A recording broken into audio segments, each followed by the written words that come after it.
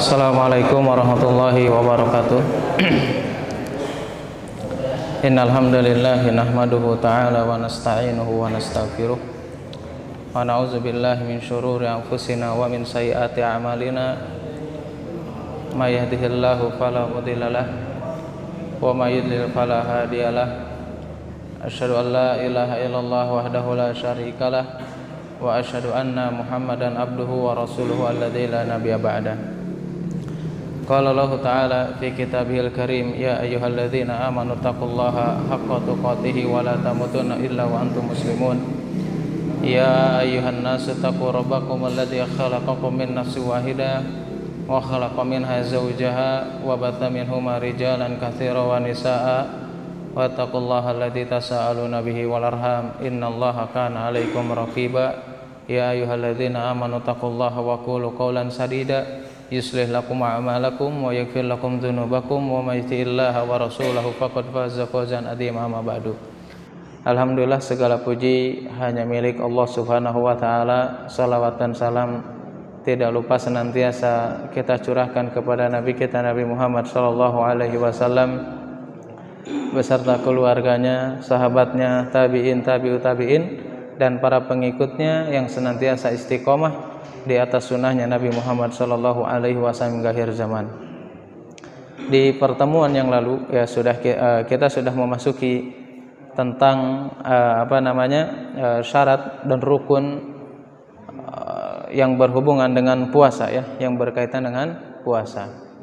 Adapun syarat sebelumnya sudah kita jelaskan ya, sudah kita jelaskan. Begitu juga rukun ya. Rukun ada berapa rukun puasanya? Atau syarat sah puasa ini ada berapa? Ada 4, 3, 5? Hah? Ada berapa? Ada berapa? Yang terakhir kemarin hari Rabu. Hah? Ada berapa? Ada 3. Apa aja itu? Hah? Rukun apa syarat? Kalau syarat 3 apa aja?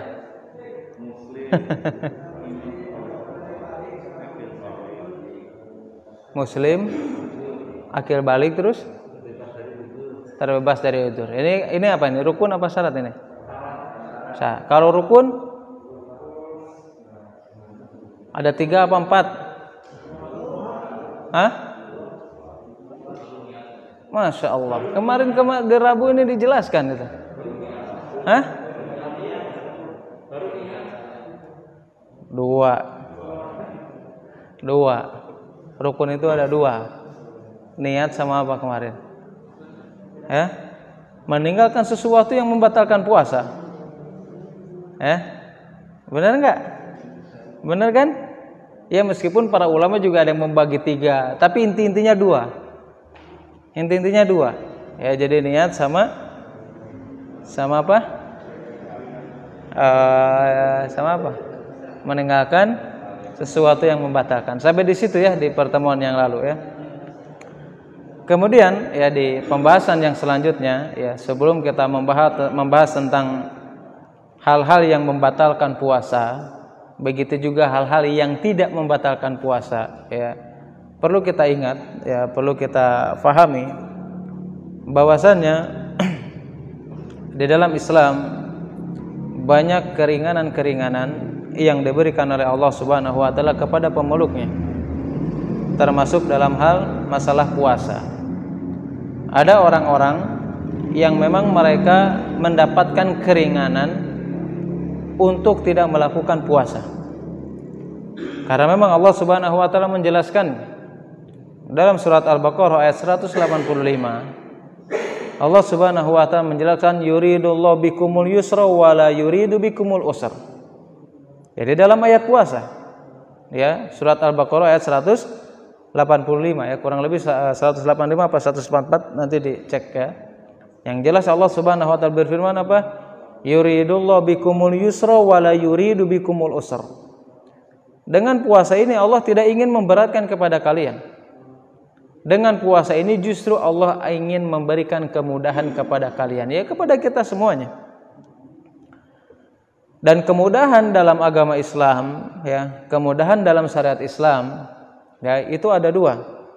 Ya, kemudahan dalam agama Islam atau dalam syariat Islam itu ada dua. Yang pertama adalah kemudahan asli, yang kedua adalah kemudahan dengan sebab. Ya, yang pertama apa? Kemudahan yang asli, yang kedua adalah kemudahan dengan sebab. Kemudahan dengan asli, sebagaimana dikatakan berbagai banyak dalil tentang kemudahan dalam syariat Islam. Begitu juga dijelaskan Ibnu Hazm rahimahullahu taala. Kemudahan yang asli adalah bahwasanya setiap syariat, setiap hukum yang diperintahkan oleh Allah Subhanahu wa taala adalah sesuatu yang mudah. Sesuatu yang mudah untuk melakukannya dan sesuatu yang mudah apabila seseorang meninggalkan larangannya. Maka Ibnu Hazm mengatakan, tidak ada sesuatu yang lebih mudah daripada seseorang mengikuti anjuran untuk seseorang masuk surga dan meninggalkan hal-hal yang bisa menjerumuskan kepada neraka. Ya, jadi syariat itu pada dasarnya adalah kemudahan yang asli. Artinya apa? Syariat itu memudahkan untuk kita. Kita dilarang untuk memakan yang haram, meminum sesuatu yang diharamkan, meninggalkan sesuatu yang dimurkai, itu adalah kebaikan untuk kita. Allah ingin memudahkan hidup kita. Allah memerintahkan sholat, memerintahkan puasa, memerintahkan zakat, memerintahkan berbagai ibadah yang dijelaskan dalam Al-Quran dan Sunnah Nabi SAW. Pada dasarnya adalah syariat untuk memudahkan kehidupan kita masing-masing. Ini adalah kemudahan yang asli. Ya. Adapun macam yang kedua adalah kemudahan dengan sebab. Ya. Pada dasarnya dia sudah mudah, tetapi karena ada penyebab lain maka dia lebih mudah lagi.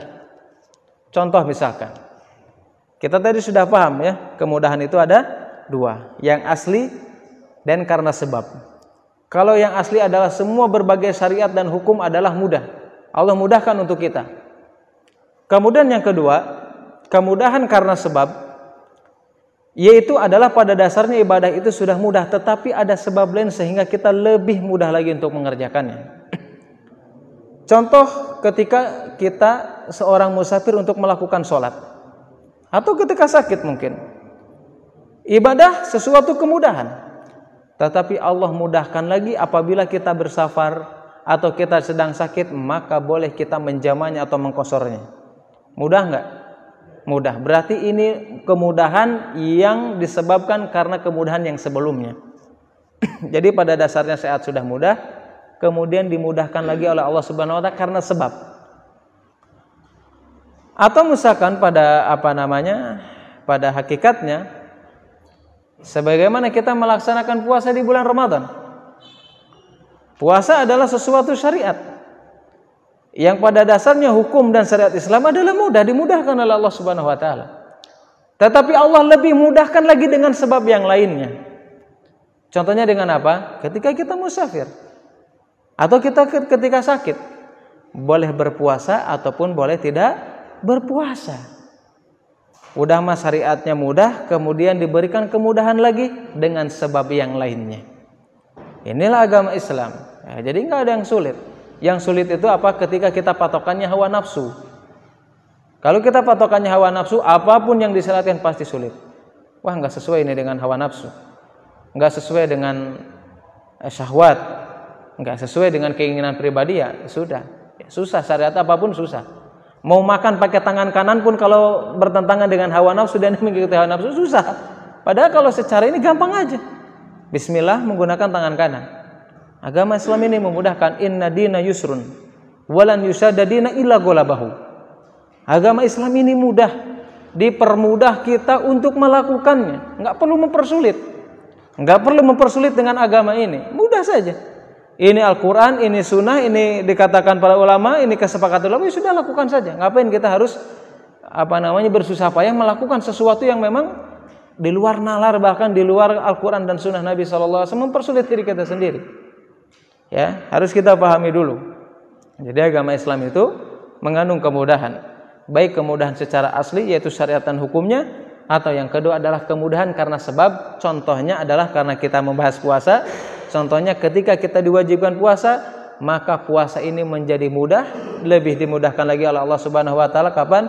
Ketika kita keadaan musafir atau dalam keadaan sakit. Ya. Maka dari situ ditarik lagi. Ya, siapa saja orang yang mendapatkan kemudahan tersebut?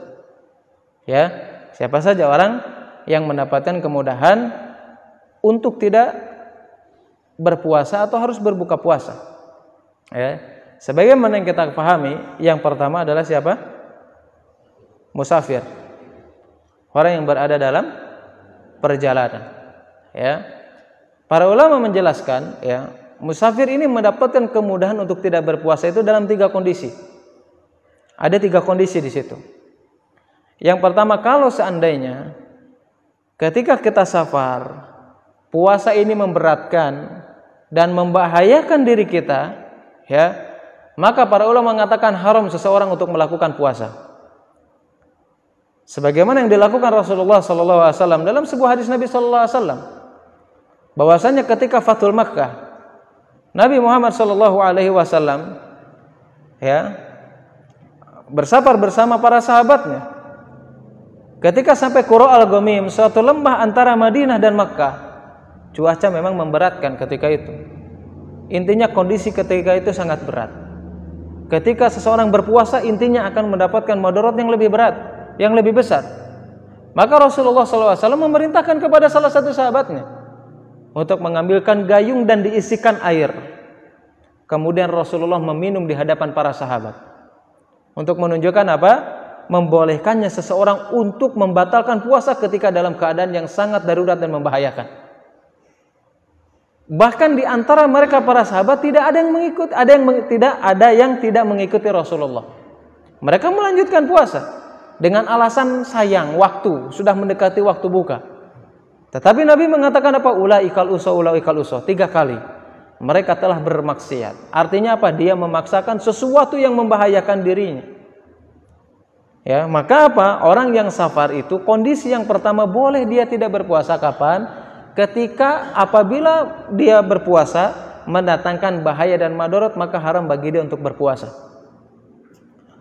Kondisi yang kedua, ya, apabila seseorang melakukan safar, dia mengalami berat tapi tidak terlalu berat lah.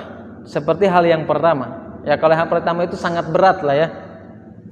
Kalau yang kedua ini berat tapi tidak terlalu berat. Tidak terlalu berat, ya beratnya sedang mungkin ya. Gimana bahasanya? Kalau yang pertama mah sangat berat, kalau ini mah berat saja gitu ya. Nah, berat saja aja ya. Bahasa simpelnya berat saja. Kemudian orang tersebut berpuasa.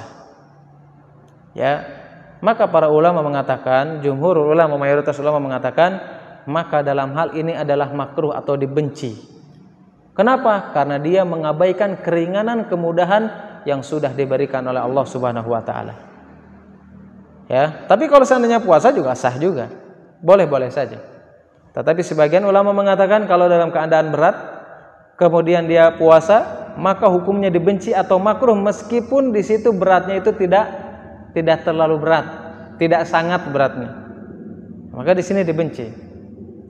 Tetapi kondisi ketiga, kalau seandainya dia safar, tetapi mudah saja. Ya dalam kondisi mudah berat enggak gitu ya. Ya gampang, intinya mudah aja. Maka pada kondisi ini seseorang itu boleh puasa ataupun tidak. Tetapi mana yang lebih utama? Ya, apakah tidak puasa atau puasa? Maka Syekh Al-Utsaimin rahimahullahu taala dalam kitab Syarah Al-Mumti, beliau menjelaskan, apabila kita dalam keadaan mudah tersebut, maka lebih baik bagi dia untuk berpuasa. Ya, ini berdasarkan sebuah hadis Nabi SAW yang diriwayatkan Bukhari dan Muslim dan yang lainnya. Hadis dari Abu Darda radhiyallahu anhu, kharajna ma'a Rasulillah sallallahu alaihi wasallam fi syahri Ramadan fi syiddatil har. Ya, bahwasanya kami dulu bersafar bersama Rasulullah SAW dalam keadaan cuaca yang sangat panas. Ya, Hatta in kana ahaduna, ya, sampai salah seorang di antara kami itu la yadau, ya, kemudian dia meletakkan la yadau yadahu, dia meletakkan tangannya ala ra'sihi, di atas kepalanya saking panasnya. Wa ma fina shaimun illa Rasulullah sallallahu alaihi wasallam wa Abdullah bin Rawahah. Dalam hadis tersebut dari Abu Darda mengatakan, kami dulu pernah bersafar bersama Rasulullah sallallahu alaihi wasallam dalam keadaan cuaca yang sangat panas. Saking panasnya itu, di antara kita ada yang mengangkat tangannya untuk menutupi kepalanya. Wa ma fina shaimun, dan di antara kami ada yang tidak puasa, ya, tidak berpuasa. Di antara kami itu semuanya tidak berpuasa. Illa Rasulullah wa Abdullah bin Rawahah. Kecuali siapa? Kecuali Rasulullah SAW dan Abdullah bin Rawahah. Hadis ini menjelaskan kepada kita, ya, bolehnya kita berpuasa atau tidak berpuasa dalam keadaan safar yang mudah, tetapi lebih baik apabila memungkinkan dia untuk berpuasa, maka itu lebih utama, sebagaimana yang dilakukan oleh Rasulullah dan Abdullah bin Rawahah meskipun yang lainnya tidak berpuasa. Safar yang mudah seperti apa? Ya mungkin safar kita pergi ke Kalimantan naik pesawat misalkan 3 jam, 2 jam kan mudah. Kalau sulit mungkin naik kapal, ya. Naik kapal sulit. Enggak ada selain naik kapal, ya. Pokoknya ke sana itu harus naik kapal. Kalau enggak kapal laut ya kapal udara, ya. Kapal udara, kata orang Sunda, kapal udara. Jadi orang yang pertama itu, yaitu yang pertama adalah orang yang safar. Kemudian yang kedua, ini harus diperhatikan karena nanti pembahasannya berhubungan dengan fidyah. Ya, dengan fidyah. Kemudian yang kedua, orang yang dibolehkan untuk tidak berpuasa, yang kedua adalah orang yang sakit, ya. Sebagaimana dalam surat Al-Baqarah, faman kana maridon au ala safarin fa iddatum min ayyamin ukhar, 183 dan seterusnya. Ya, bagi orang yang dalam keadaan sakit ataupun dalam keadaan perjalanan. Orang yang sakit ini, ya, orang yang sakit ini yang dibolehkan tidak berpuasa itu ada beberapa kondisi atau 2 kondisi. Kondisi yang pertama adalah orang yang sakit yang tidak ada harapan untuk sembuh dan sakitnya itu berkelanjutan. Maka bagi dia boleh untuk tidak berpuasa, akan tetapi harus membayar fidyah kepada orang miskin sebanyak hari yang ditinggalkan. Ya. Tapi bagaimana kalau seandainya? Oh, nanti ajalah masalah fidyah nanti aja. Yang jelas orang yang pertama yang sakit, yang tidak ada harapan sembuh, kemudian sakitnya terus-menerus berlanjut, ya, maka bagi dia boleh untuk tidak berpuasa dan dia wajib membayar fidyah kepada orang miskin. Fidyah itu harus berupa makanan, nggak boleh diganti dengan uang. Ya, harus berupa makanan dan tidak boleh diganti dengan uang. Nanti tahapan-tahapannya ada, ya. Kemudian kondisi yang kedua adalah orang yang sakit, ya, tetapi ada harapan untuk sembuh dan dia tidak berkelanjutan. Contoh misalkan demam. Demam ini kan kadang demam, kadang enggak juga. Gitu, ya. Nah, pada kondisi yang kedua ini ada tiga kondisi. Apabila seseorang, kalau tadi yang sakitnya udah parah, nggak ada kesembuhan, sudah jelas dia udah nggak ada kondisi lagi selain membayar fidyah. Kalau dia nggak sanggup, ya. Kemudian yang kedua ini sakitnya ini sakit yang ada harapan sembuh, gitu kan? Sakit yang ada harapan sembuh dan dia tidak berkelanjutan. Kadang sakit, kadang sembuh, kadang malam panas, kadang siang sembuh dan sebagainya. Atau sakit demam dan yang lainnya. Maka pada kondisi ini, ya, apabila seseorang dengan berpuasa memberatkan tidak memberatkan dan tidak membahayakan, maka wajib bagi dia untuk berpuasa karena dia tidak ada udzur. Meskipun dia sakit. Ya, kalau dia sakit, kemudian kalau berpuasa tidak bahaya, tidak juga memberatkan, maka wajib bagi dia untuk berpuasa karena dia tidak ada udzur. Kondisi yang kedua, ya, sakitnya ini memberatkan, tetapi tidak membahayakan.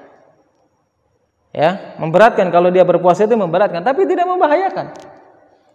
Maka pada kondisi ini, apabila seseorang berpuasa, maka hukumnya dibenci atau makruh. Hukumnya dibenci atau makruh. Tetapi kondisi yang ketiga, apabila dia berpuasa mendatangkan bahaya, bahkan mungkin menimbulkan kematian, maka bagi dia boleh untuk tidak berpuasa dan mengkodoknya setelah berakhir Ramadan atau setelah dia sembuh. Ya. Berdasarkan firman Allah Subhanahu wa taala dalam surat An-Nisa ayat 29, Allah Subhanahu wa taala berfirman, "Wala taqtulu anfusakum innallaha bikum rahima." Janganlah kalian membunuh diri kalian sendiri.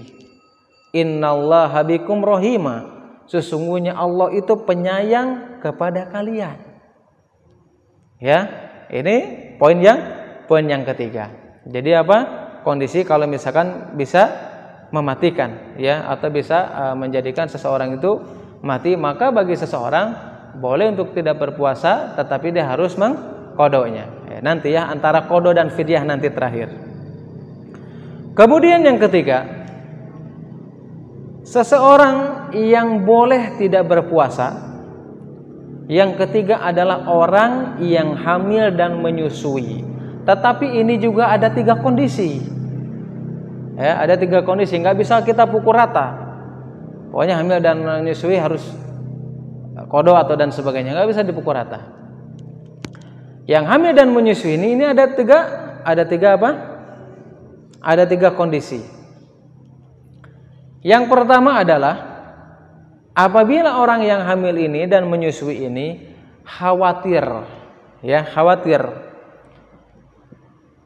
kepada dirinya sendiri. Ini kepada ibunya sendiri. Ini khawatir kepada dirinya sendiri, ya. Maka bagi orang tersebut boleh untuk tidak berpuasa dan wajib baginya untuk mengkodok saja. Ya, tidak ada fidyah di situ. Sebagaimana dijelaskan Ibnu Qudamah dalam kitab Al-Mughni, beliau menjelaskan seseorang yang dia dalam keadaan hamil atau menyusui dan khawatir terhadap dirinya, maka bagi dia apa? Boleh tidak berpuasa. Tetapi dia hanya nanti dia wajib mengkodonya saja, tidak fidyah. Adapun kondisi yang kedua, yaitu adalah seorang yang menyusui dan hamil, dan dia khawatir kepada dirinya sendiri dan khawatir kepada anaknya. Ya, khawatir kepada dirinya dan khawatir kepada anaknya. Maka sebagaimana yang dijelaskan dalam kitab Al-Majmu' Al-Imam An-Nawawi rahimahullah ta'ala menjelaskan bahwasanya bagi orang tersebut hukumnya sama poin yang pertama, boleh dia tidak berpuasa, dan bagi dia hanya wajib mengkodok, tidak membayar fidyah, dan tidak ada perbedaan ulama di dalamnya.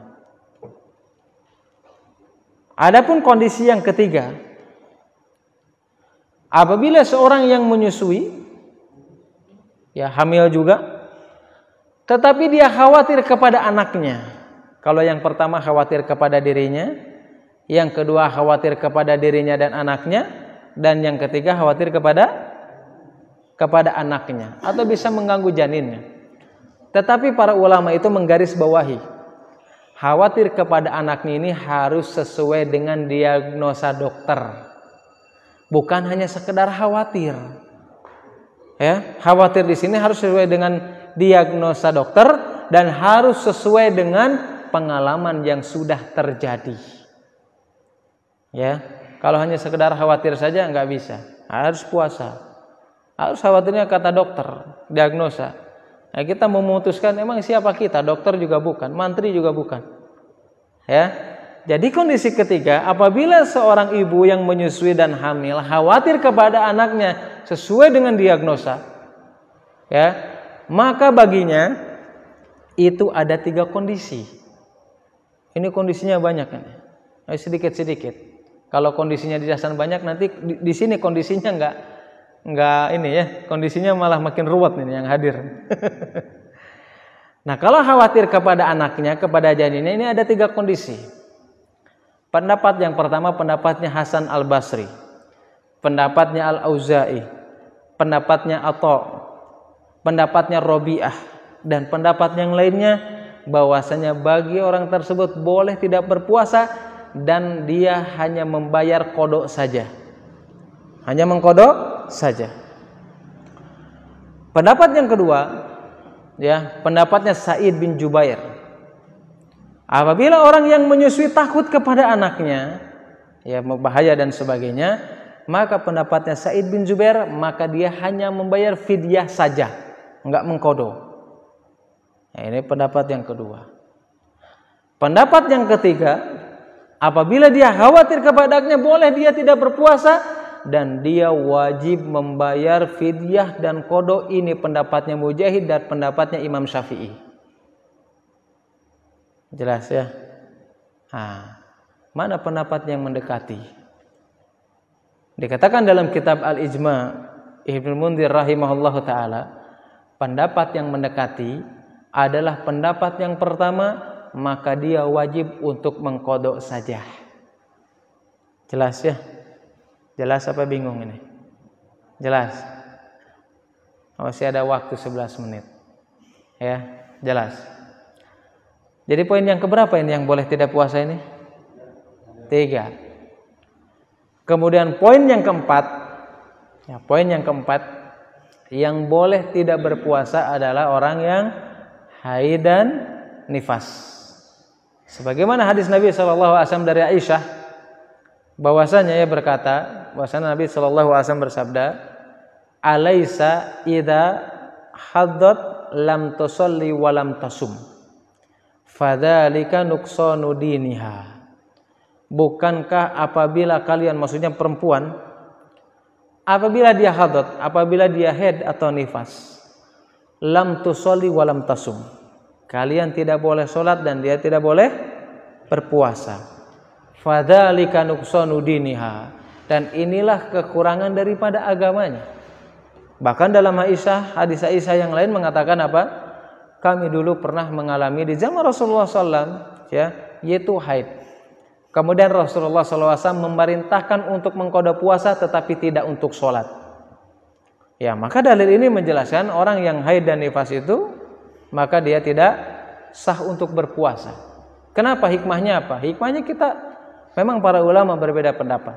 Ya, yang jelas apapun yang kita ketahui ataupun tidak kita ketahui tentang hikmah dari pelarangan dan perintah yang dijelaskan oleh Allah Subhanahu wa taala, yang jelas bentuk dari larangan dan perintah adalah ta'abudiyah, yaitu untuk tunduk dan patuh kepada Allah Subhanahu wa taala. Ya, meskipun sebagian ulama mengatakan, ya, kenapa orang yang haid dan nifas enggak boleh berpuasa? Ya, karena menurut menurut riset katanya, orang yang mengeluarkan darah, ya khususnya wanita itu, maka akan sedikit merasa lemah. Benar enggak? Hah? Benar enggak? Enggak pernah ngalamin kan ya? Nah, ini menurut pendapat para ulama, ya. Begitu juga tadi orang yang hamil tadi. Bahkan dalam sebuah artikel, saya lupa ya kitabnya itu, lupa. Yang jelas itu terjadi ketika tahun 1406 Hijriah.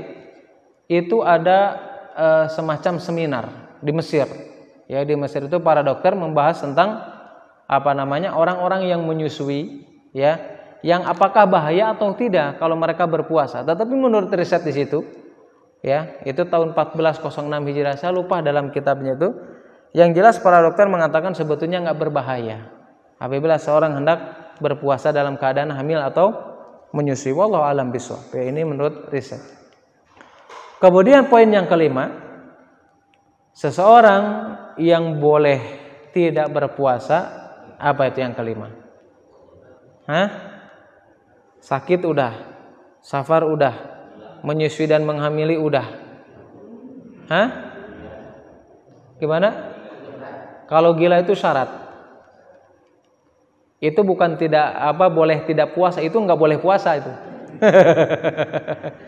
Jadi boleh tidak berpuasa. Orang yang tua renta. Ya, orang yang tua renta boleh tidak berpuasa tetapi dia membayar fidyah. yang jadi pertanyaan masalah fidyah ini, apakah seandainya, ini kembali ke poin yang pertama, kalau seandainya orang sakit, ya, tetapi sakit itu bukan sakit yang berturut-turut, ya, kalau sakit yang berturut itu sudah jelas, nggak perlu puasa, dia membayar fidyah saja. Ini orang yang sakit, tetapi sakitnya itu ada harapan untuk sembuh, ada harapan untuk sembuh. Otomatis ketika dia tidak berpuasa, ya, otomatis dia wajib harus membayar apa? Enggak ada fidyah, harus membayar qadha. Ya, membayar fidyah kalau penyakitnya menahun, enggak sembuh-sembuh, kalau ada harapan harus membayar qadha.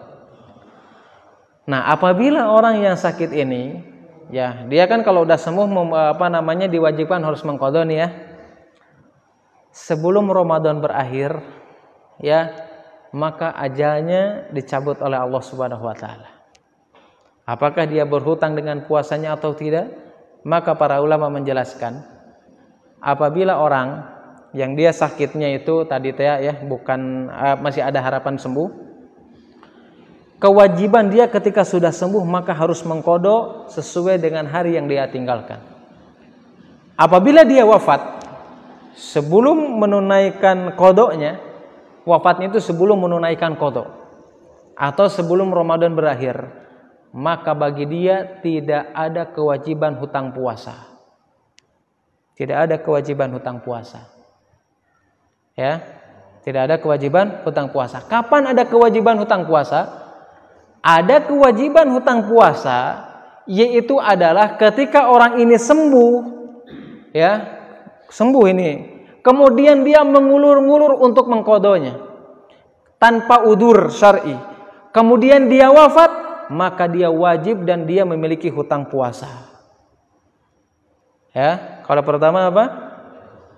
Ini belum waktunya qadha, dia meninggal, ya kan? Belum waktunya qadha atau belum berakhirnya Ramadan dia meninggal, maka dia tidak ada hutang karena hilang kewajibannya. Kenapa? Karena qadha itu disyariatkan bagi orang yang mampu, ya kan? Bagi orang yang mampu. Tapi kalau orang tersebut udah sembuh, udah mampu juga, mengulur-ulur qadha tanpa alasan, tanpa udzur, kemudian dia wafat, maka dia memiliki hutang puasa. Nabi SAW bersabda apa? Man mata alaihi shaum. Barang siapa yang dia meninggal dan dia memiliki hutang puasa, ya, wa anhu waliyuhu, yaitu walinya yang harus membayarnya. Wali di sini Imam Nawawi mengatakan kerabatnya. Sebagian ulama mengatakan ahli warisnya. Yang jelas dia harus membayarkan hutangnya tersebut. Bagaimana caranya? Ya, boleh dibagi, boleh sekaligus. Boleh dibagi, boleh sekaligus. Kalau misalkan bapaknya yang wafat atau ibunya yang wafat punya hutang puasa 5 hari misalkan, ya, ada anaknya 5, boleh sekaligus hari itu juga dengan 5 anak-anaknya berpuasa untuk melunasi hutangnya, boleh. Atau boleh dibagi-bagi, hari ini anak paling besar, yang kedua, ketiga, empat, kelima, ini boleh. Ya, yang jelas dia mempunyai tanggungan hutang. Ini bagi siapa? Bagi orang yang sakit, ya, yang sakitnya itu ada harapan sembuh. Tetapi orang yang sakit tadi, yang tidak ada harapan sembuh, yang dia wajib membayar fidyah, nggak ada harapan sembuh itu, maka apabila dia tidak membayarkan fidyahnya, padahal dia masih hidup, maka yang wajib membayarnya adalah ahli warisnya. Jelas, ya, jelas. Kemudian, ya, fidyah ini kapan dibayarkannya, kan gitu. Ya, apakah diwajibkan harus segera atau boleh berangsur-angsur? Maka para ulama mengatakan, di antaranya dalam kitab Kifayatul Akhyar, salah satu rujukan madhab Imam Syafi'i, madhab Syafi'i dan yang lainnya. Ya, dalam kitab-kitab yang lainnya sudah ada ini, ya. Gimana? Sudah dulu apa lanjut? Sudah dulu aja, ya. Sudah dulu aja lah, biar nggak pusing. Nanti ditinggal setengah jam sholat, nanti lupa lagi. Ya udah, nggak apa-apa, ya. Nanti di pertemuan yang selanjutnya aja, ya. Karena hari ini pembahasannya tentang berbagai banyak poin, banyak nomor ya. Harus fokus. Jangan kalah sama orang yang biasa masang nomor, mereka fokus ini. Ini nomornya bermanfaat ini. Ya. Mudah-mudahan bermanfaat ya apa yang dikaji hari ini. Mudah-mudahan yang sedikitnya bermanfaat khususnya bagi saya pribadi, umumnya bagi jamaah sekalian. Allahumma inni a'udzubika min ilmi la yanfa' wa min qalbi la yakhsha wa min nafsi la tasba wa min da'wati la yustajabu laha. Subhanakallahumma wa bihamdika asyhadu an la ilaha illa anta astaghfiruka wa atubu ilaik. Wassalamualaikum warahmatullahi wabarakatuh.